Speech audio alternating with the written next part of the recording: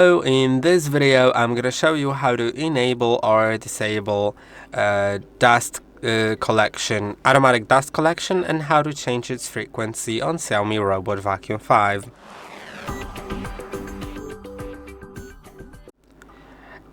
Automatic dust collection empties the dust bin into the dust bag, and to adjust its settings, go to three dots in top right corner, dust collection, and enable or disable automatic dust collection.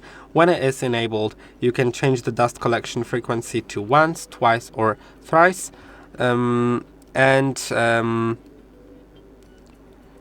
means that like when you set it to once,